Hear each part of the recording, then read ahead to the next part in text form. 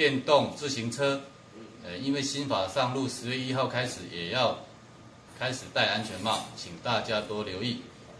情形就是警察在巡逻中发现有民众骑脚踏车摇摇晃晃，相当危险。那我们马上过去想要进行关怀，发现驾驶人满身酒气，那相当危险，所以我们就当场对他实施酒测，开立1张罚单。也在此呼吁，虽然是慢车，但是也不能酒驾，请各位民众一定要遵守我们交通法则。电动自行车，因为新法上路，10月1号开始也要